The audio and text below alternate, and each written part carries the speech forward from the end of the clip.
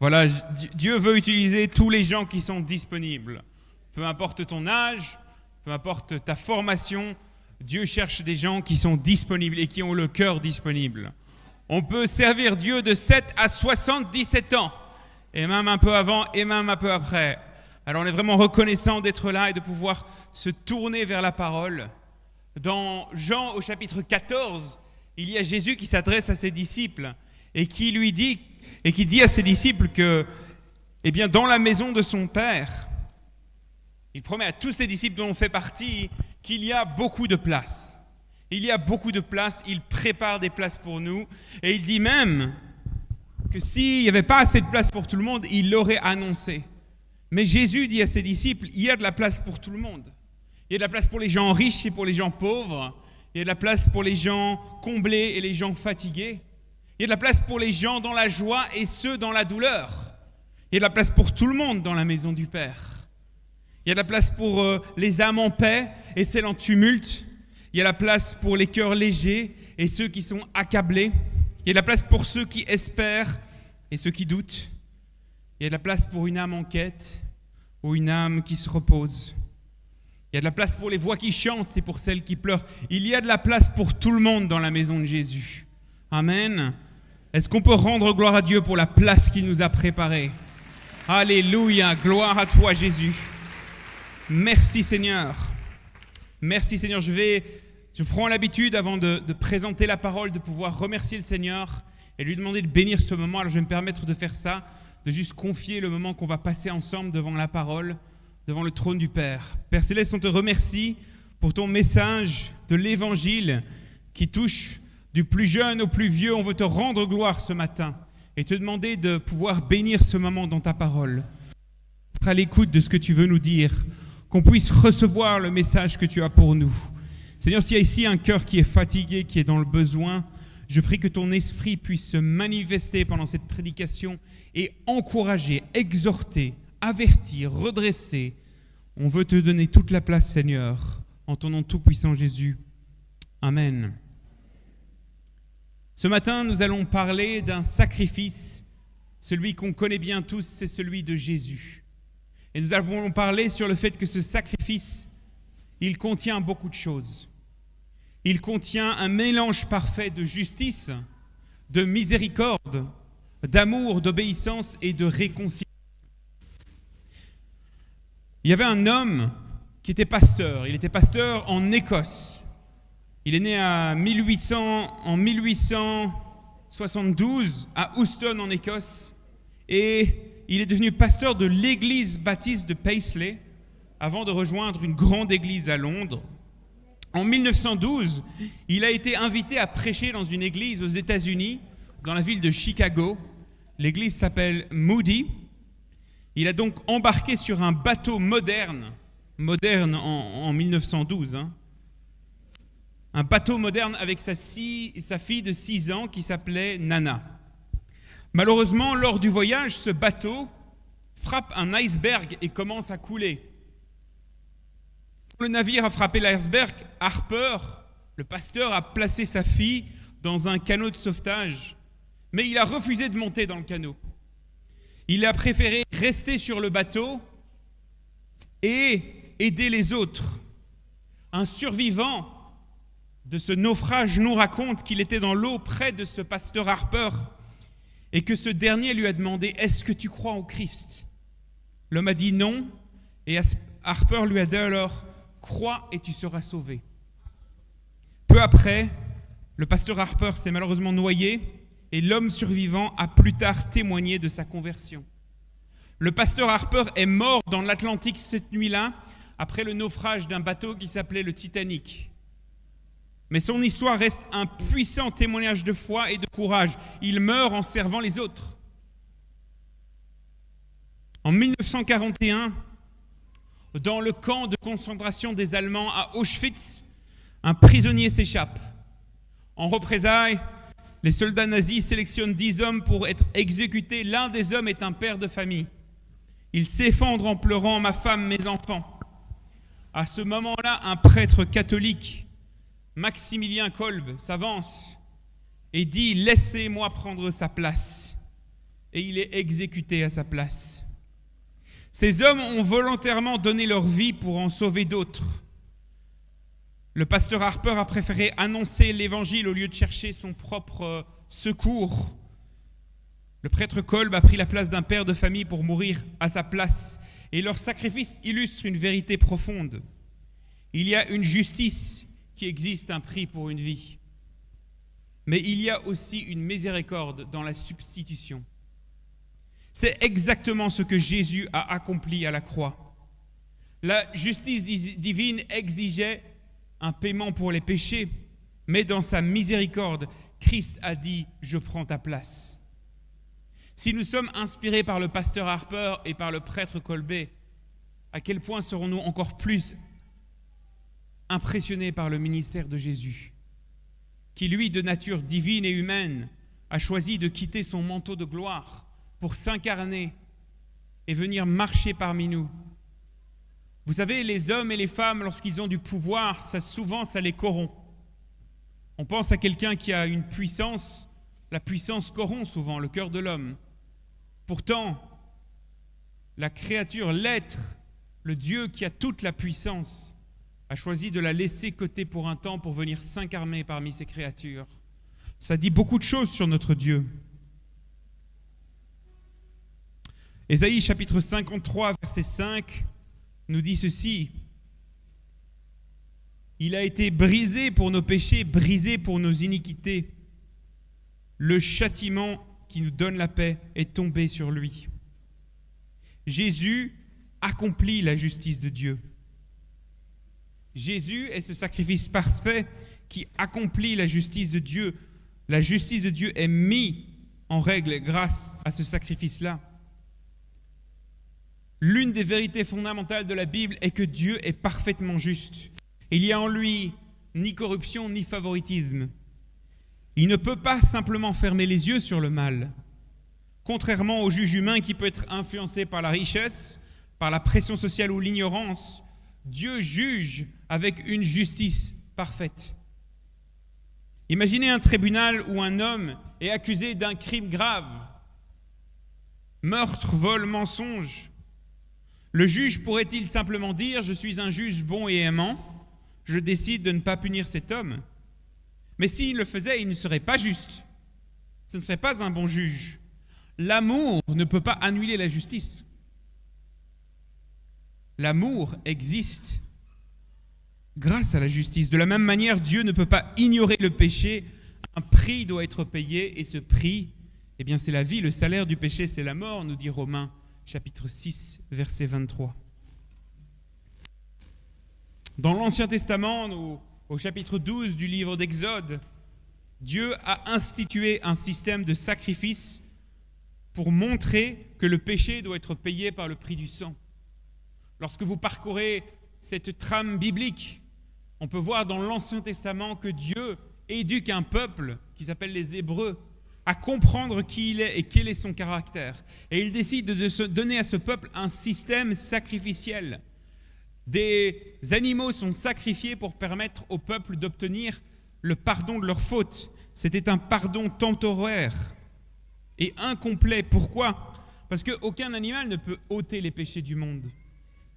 Ces sacrifices étaient une image, une préparation pour le vrai sacrifice parfait, Jésus-Christ, l'agneau de Dieu. Jean chapitre 1, verset 29 nous dit « Voici l'agneau de Dieu qui ôte les péchés du monde ». Jésus a subi la pleine mesure de la justice divine à notre place, tout comme l'agneau pascal, il était sans péché, parfait et pur. Pourtant, il a été sacrifié sur une croix, portant la peine que nous méritions. Imagine que tu as une dette immense. Imagine que tu as une dette immense sur Orange Money. Et tu ne peux pas la payer. Tu vas être mis en prison. Et là, tu reçois une notification sur ton téléphone. Quelqu'un a payé pour toi. Quelqu'un a envoyé la somme pour toi. C'est exactement ce que Christ a fait pour nous. Il a payé pour nous. Il a payé pour toi. La justice de Dieu est satisfaite en Christ. Il n'a pas ignoré notre péché, mais il l'a pardonné. Amen. Alléluia. Alors certains pourraient regarder l'Ancien Testament et trouver que ce Dieu juste est injuste. Moi, je viens de la Belgique en Europe. Comme ça a été dit, je suis pasteur dans les assemblées de Dieu francophones de Belgique. Et parfois, dans ce continent très séculier, où la sécularisation, l'athéisme a pris de fortes avances, on fait l'accusation à Dieu d'être un Dieu méchant dans l'Ancien Testament, dans l'Ancienne Alliance. Ce que les gens ne se rendent pas compte, c'est qu'ils jugent Dieu par ses propres valeurs morales. S'il n'y a pas de bon ou de mauvais, de quel mal accuses-tu Dieu? Mais dans l'Ancien Testament, on peut voir que Dieu, à certains moments, demande et punit des peuples qui ont mal agi. Je prends l'exemple des Cananéens, des gens qui étaient pas innocents. L'archéologie et l'histoire nous montrent qu'ils pratiquaient des sacrifices d'enfants, de l'idolâtrie extrême et des actes de grande perversion. Dieu a attendu des siècles avant de juger ce peuple. Lorsque Dieu se présente au père de la foi, Abraham, il dit « Le péché de ce peuple n'est pas encore arrivé à son comble, mais dans 400 ans, le jugement viendra. » Dieu savait qu'à un moment ou à un autre, il allait arrêter ceci. Dieu juge le péché, mais il ouvre toujours une porte de sortie. On peut voir ça dans l'histoire du prophète Jonas, qui était un prophète de l'Ancien Testament, qui a été appelé par Dieu à aller prêcher aux gens de Ninive. Alors il faut bien savoir que le prophète Jonas, culturellement, les gens de Ninive, c'est comme si je parlais à un Israélite d'aujourd'hui, des gens de Al-Qaïda ou de ISIS. Si Dieu te dit « va prêcher à ton pire ennemi », ta première réaction en tant qu'humain, c'est « ah non, pas eux ».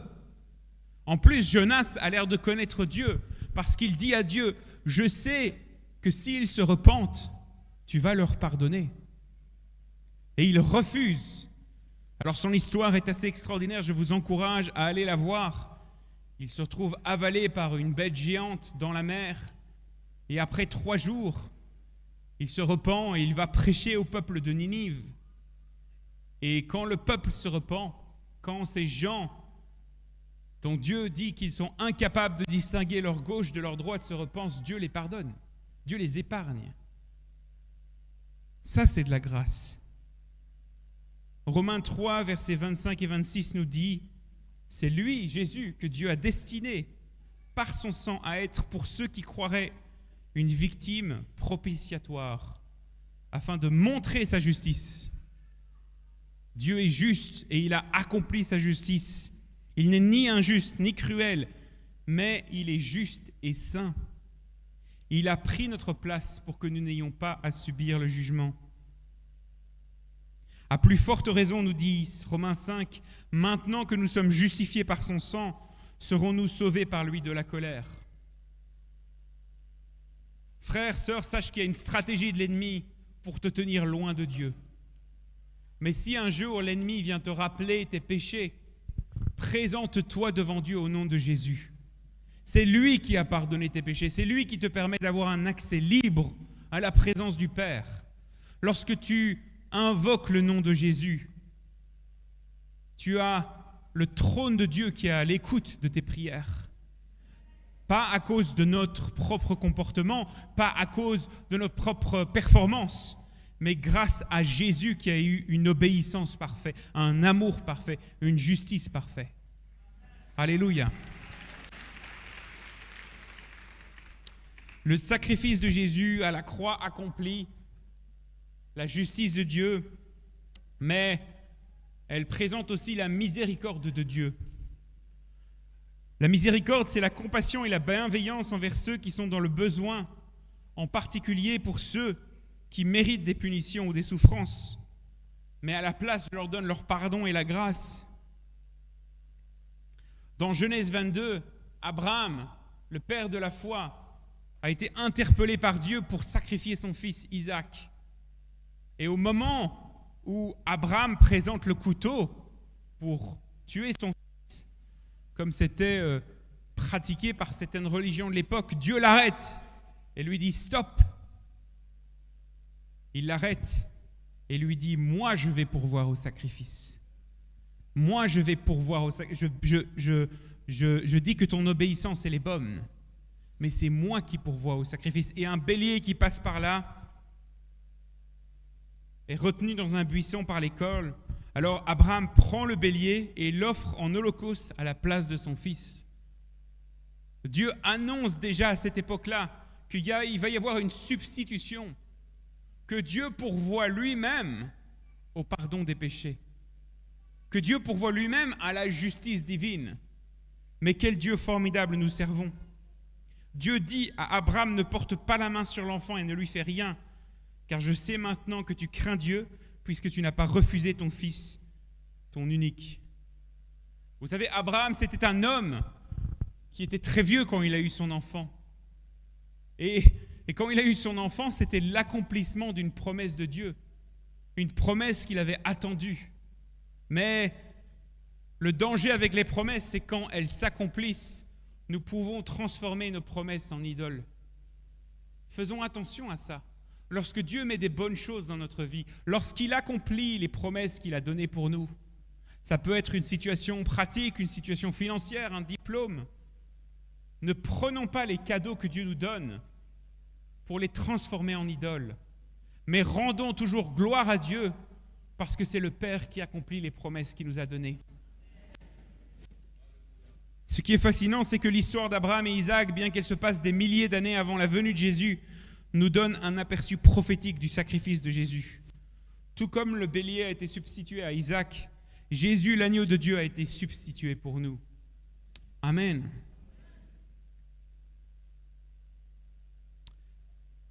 L'amour, le sacrifice de la croix, est un mélange parfait de justice, de miséricorde, mais aussi d'amour. Un choix profond d'affection, de bienveillance et de soin envers autrui.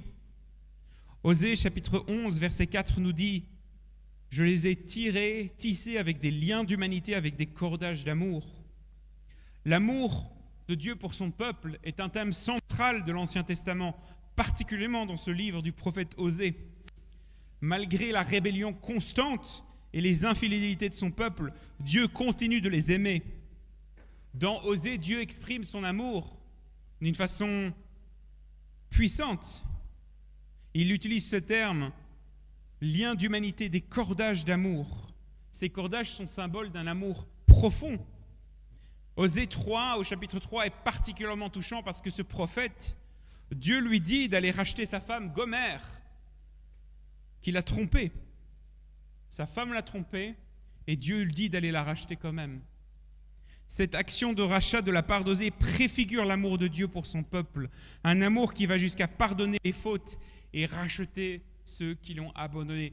L'amour de Dieu, c'est Dieu qui paye pour quelque chose qui lui appartient déjà.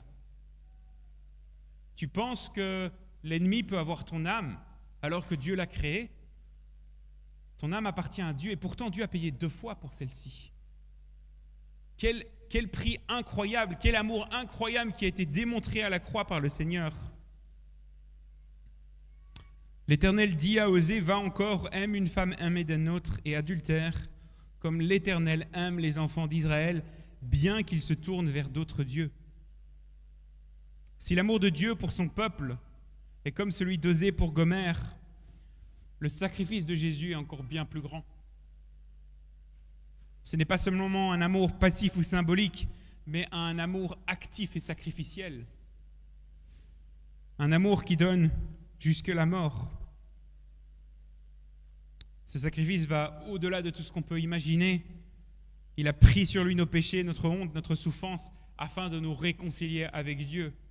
Sache que dans l'amour de Christ, tu peux trouver réconciliation. Dans l'amour de Christ, cet amour-là, il remplace la honte que nos cœurs portaient. As-tu déjà rencontré une frère ou une sœur chrétien qui porte encore de la honte pour son passé? Mais tu dois lui prêcher l'évangile, tu dois lui dire, frère, sœur, ta honte, elle a été crucifiée avec Jésus à la croix. Elle n'a plus de pouvoir sur toi, rejette-la, ça ne vient pas de Dieu. Si tu sens que tu as besoin de lui pour marcher dans la sainteté, il est fidèle et bon, et il te donnera son Saint-Esprit pour t'aider dans la sanctification. Mais ta honte, elle a été crucifiée à la croix. Ce qui est frappant dans l'amour de Dieu, c'est qu'il est volontaire et inconditionnel. Dieu n'a pas entendu que l'humanité soit parfaite pour offrir son amour. Avant même qu'on fasse le moindre effort, il a fait le pas en premier. Cet amour n'est pas basé sur nos mérites, mais sur la nature de Dieu lui-même, qui lui-même est amour. Romains chapitre 5, verset 8 nous dit ceci.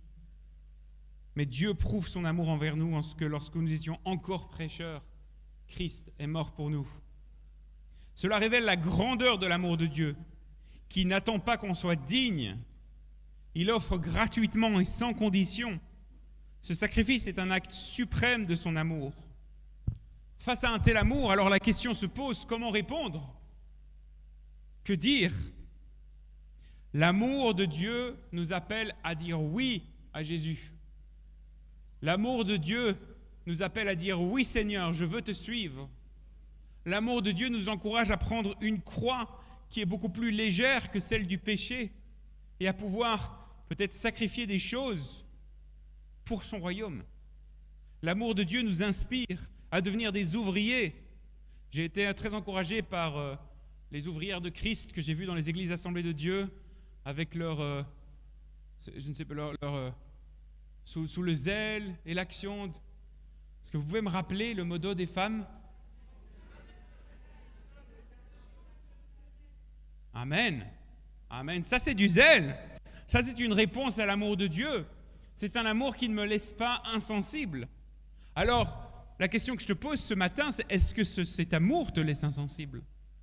En particulier si tu es jeune, puisque c'est la charge que Dieu m'a donnée pour le moment. Est-ce que l'amour de Dieu t'a percuté comme un camion qui percute un patient? L'amour de Dieu, ça change une vie. L'amour de Dieu, ça guérit les maladies. L'amour de Dieu, ça guérit même le plus grand des criminels. Alléluia. Nous l'aimons parce qu'il nous a aimés en premier. Beaucoup de gens religieux à l'époque de Jésus le testaient souvent, lui demandaient de répondre à des questions, mais ce n'était pas des questions honnêtes, c'était pour le piéger. Et à un moment donné, quelqu'un demande quels sont les plus grands commandements. Alors Jésus dit, voilà, il faut aimer Dieu de tout ton cœur, de toute ton âme, de toute ta force. Et puis il dit, il faut aimer ton prochain comme toi-même. Il résume la loi en 2 versets. Mais à ses disciples, il dit ça aussi. Il dit, je vous donne un commandement nouveau. Aimez-vous comme moi je vous ai aimé. À ceci, tous connaîtront que vous êtes mes disciples, à l'amour que vous vous portez les uns pour les autres. L'amour de Dieu doit rayonner dans nos relations entre les frères et sœurs. Si un jour un frère ou une sœur t'a fait du mal, invoque l'amour de Dieu. Invoque l'amour de Dieu pour respecter ce 3e commandement que le Maître lui-même nous a donné, que le Maître lui-même a choisi de nous confier. Aimez-vous comme moi je vous ai aimé. Le sacrifice de Jésus est l'expression la plus pure et la plus volontaire de l'amour de Dieu. Et puis la croix, c'est aussi l'obéissance. Le fait de se conformer aux lois, aux règles ou aux instructions données par une autorité. Psaume, chapitre 40, versets 7 et 8 nous dit alors, j'ai dit, voici, je viens avec le rouleau du livre écrit pour moi.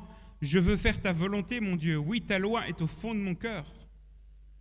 Le psaume 40 est un psaume où l'auteur déclare vouloir faire la volonté de Dieu. Et c'est souvent interprété comme une préfiguration de Christ, qui a eu une obéissance parfaite.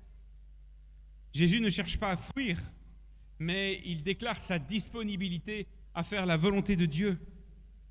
Devant la croix, il demande à Dieu d'éloigner la coupe de douleur, mais il dit, pas ma volonté, Seigneur, Père, mais la tienne. Pas ma volonté, Père, mais la tienne. Jésus, qui connaît parfaitement les Écritures, reprend cet engagement en toute liberté, non seulement pour accomplir des prophéties, mais pour réaliser pleinement le plan du salut. Il vient sur terre avec un but précis, celui d'obéir à Dieu et de faire la volonté jusqu'à la mort. Nous avons un autre exemple dans la Bible, mais un exemple opposé, c'est celui d'Adam et d'Israël.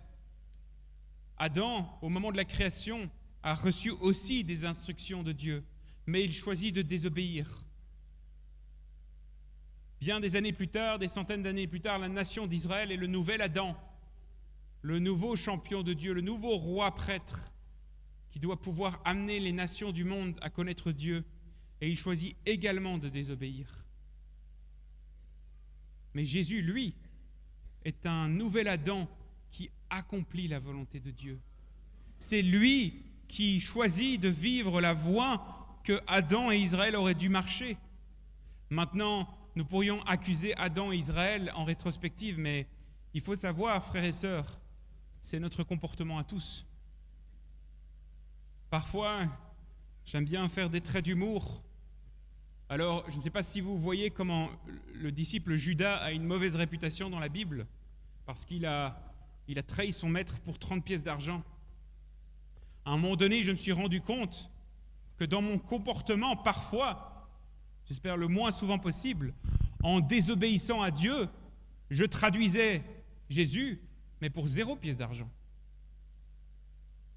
Il y a des moments dans notre vie où on doit se reprendre en main, on doit décider, je ne vais pas écouter ma chair, je ne vais pas écouter la partie de moi qui ne veut pas suivre Dieu, mais je vais nourrir mon âme d'une relation constante avec Jésus pour être aligné dans l'obéissance avec sa volonté. C'est là qu'on va trouver la meilleure part. La meilleure part, certains diraient que c'est le salut, mais moi je vous dis, le salut, c'est bien sûr une belle part.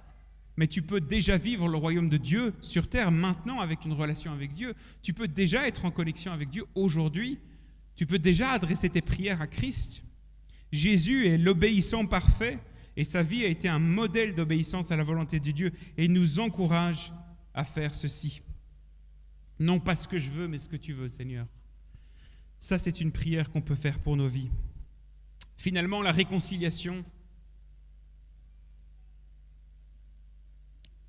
Ésaïe 53 nous dit « Il a plu à l'Éternel de le briser par la souffrance. Mon serviteur juste justifiera beaucoup d'hommes. Il se chargera de leurs iniquités. » Le péché a créé une séparation dramatique entre l'homme et Dieu, entre l'homme, la femme et Dieu. Mais grâce à Christ, nous avons le ministère de la réconciliation.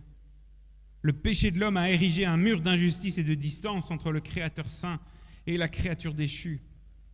Le péché est ce qui nous distancie de Dieu. Lorsque Dieu donne à la nation d'Israël le système sacrificiel, il donne aussi les plans pour un temple, les plans pour une tente de la rencontre.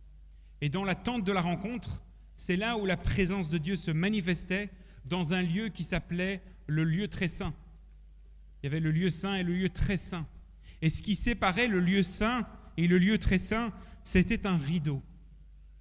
Un rideau, une tenture. Et sur cette tenture étaient cousus des chérubins.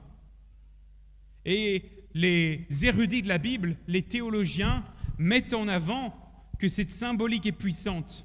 Parce que lorsque Adam et Ève sont chassés du jardin d'Éden, de la montagne céleste, Dieu place des chérubins pour les empêcher de revenir. Mes frères, sœurs, est-ce que tu sais ce qui s'est passé lorsque Jésus est mort à la croix ? Ce voile, cette séparation entre le terrestre et le divin, entre l'homme et Dieu, le voile s'est déchiré de haut en bas et la relation a été restaurée. Tu as un accès libre à travers Jésus à la présence de Dieu. Alors, le sacrifice de Jésus, c'est ce mélange parfait.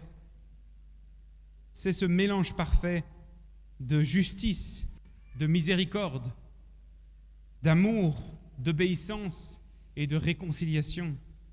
C'est dans ce sacrifice que toutes ces qualités se rencontrent et offrent à l'humanité la possibilité d'être restaurée et d'être en paix avec Dieu. Chaque aspect du sacrifice de Jésus nous révèle un aspect du cœur de Dieu. Un Dieu plein de justice, plein de miséricorde, plein d'amour. Un Dieu qui aime l'obéissance et qui nous offre la réconciliation. Quel Dieu magnifique nous servons quand Dieu te regarde et ne voit plus ton péché. Quand Dieu regarde là où tu as échoué, il ne voit plus tes actions, il voit la gloire du sacrifice de Jésus. C'est ça la substitution, c'est que quand Dieu te regarde, Tu pourrais penser qu'il voit les choses bien et mauvaises que tu as faites, mais ce qu'il choisit de voir, c'est le sacrifice de Jésus à la croix. Alléluia. Ce sacrifice a effacé toutes les erreurs et a rétabli notre relation avec Dieu. Cela rappelle cette vérité biblique que Dieu ne nous regarde pas comme des pécheurs condamnés, mais comme des enfants adoptés, réconciliés, justifiés, aimés et accueillis dans son royaume. C'est à prendre avec humilité et profond respect. On ne peut pas prendre ce sacrifice à la légère. Ce Dieu qui est mort est également ressuscité, et toute la gloire lui a été donnée. Dieu l'a établi, et un jour, tout genou fléchira devant ce roi qui s'appelle Jésus. Jésus a payé un prix immense pour qu'on puisse avoir un accès à la grâce de Dieu. Alors, ce sacrifice, qu'il soit la source de notre motivation, qu'il soit la source de notre discipline spirituelle, le moteur de notre changement intérieur. Si tu désires avancer sur le chemin de la maturité, regarde Jésus, regarde le Christ. Parfois, on est tellement distrait par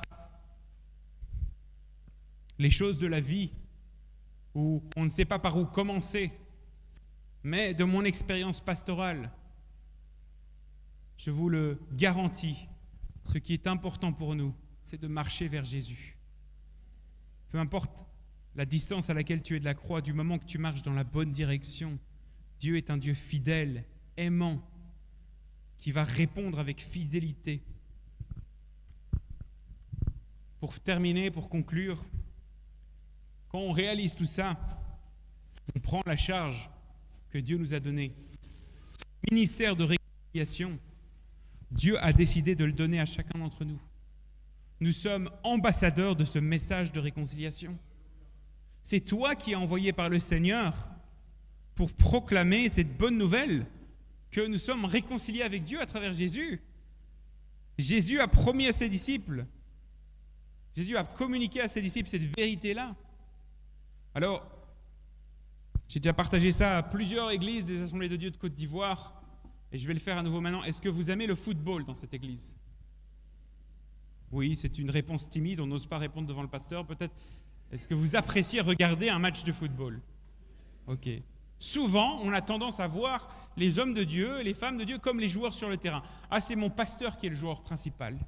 Mais ton équipe pastorale, ton pasteur, c'est l'entraîneur. C'est lui qui exhorte, édifie, entraîne, encourage. Le joueur sur le terrain spirituel, c'est toi. C'est toi qui dois aller toucher tes amis, ta famille, ton environnement. Dieu t'a donné un entraîneur, mais il ne peut pas se diviser pour toutes les familles de l'Église. Ce n'est pas possible. C'est physiquement impossible. Mais Dieu t'appelle à être cet ambassadeur du ministère de la réconciliation chez tes voisins, chez tes amis, dans ton lieu de travail, par ton témoignage et par ton témoignage de ta voix et ton témoignage de conduite. Alors, frères et sœurs, si je dois vous encourager à quelque chose, c'est de prendre en main ce ministère de la réconciliation et de dire: je ne vais pas vivre pour moi-même, je vais vivre pour plus grand que moi-même. Je vais vivre pour le Dieu qui a présenté un sacrifice parfait. Amen. Prions ensemble. Père Céleste, je vous invite à vous lever. Père Céleste, on veut te remercier pour ce message de ce matin qui nous édifie, qui nous encourage.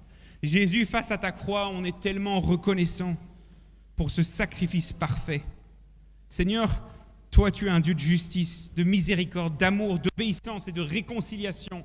Comment ne pas te louer, Roi des rois, Seigneur des seigneurs, pour la chance que tu nous fais, la bénédiction que tu nous fais, de nous donner un accès libre dans ta présence. Merci, Seigneur, pour cette assemblée et tous ces ambassadeurs de réconciliation. Je veux proclamer, Seigneur, en ton nom, cette saison nouvelle pour cette Église, une saison de réconciliation, où chaque personne ici est mandatée par ton évangile à aller proclamer la bonne nouvelle. Jésus est ressuscité et il offre le pardon des péchés. Seigneur, je veux également apporter la jeunesse de cette Église. Seigneur, parfois les jeunes sont mis de côté, mais toi, tu vois tout le monde et tu vois le cœur de tout le monde, peu importe l'âge. Alors viens par ton esprit appeler maintenant la jeunesse de cette Église à se lever pour ton royaume, à se lever pour ton évangile, Jésus. Nous t'invoquons ton nom, Jésus, et nous te demandons de pouvoir recevoir cette humble requête que nous te présentons avec humilité. Seigneur, merci pour ton esprit qui se manifeste en puissance lorsqu'on témoigne, mais qui nous aide aussi à marcher d'une manière digne, qui nous aide à marcher dans la sanctification. Seigneur, viens nous habiter de cet esprit d'une façon incroyable, que les gens du monde voient que les chrétiens de cette Église appartiennent à Jésus à cause de l'amour qu'il dégage, à cause de la sainteté qu'il dégage. Seigneur, on ne veut pas se présenter devant toi avec nos performances, mais on veut se présenter devant toi avec le sacrifice de Jésus. Seigneur, viens continuer à édifier, relever, et on te remercie pour ce que tu vas faire. Nous te bénissons et nous te rendons gloire, Jésus, en ton nom tout-puissant. Amen. Amen. Gloire à Dieu, on peut acclamer le Seigneur.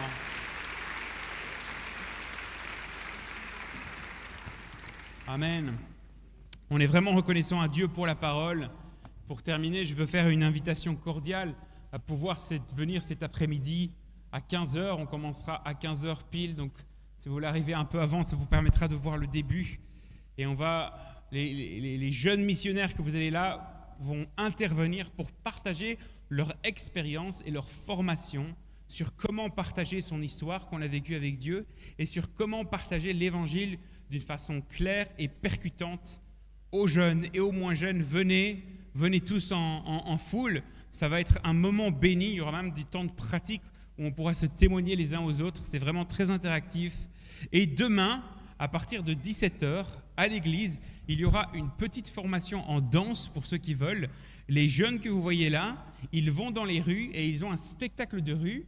Et on a envie de pouvoir évangéliser ensemble demain soir à partir de 18h30.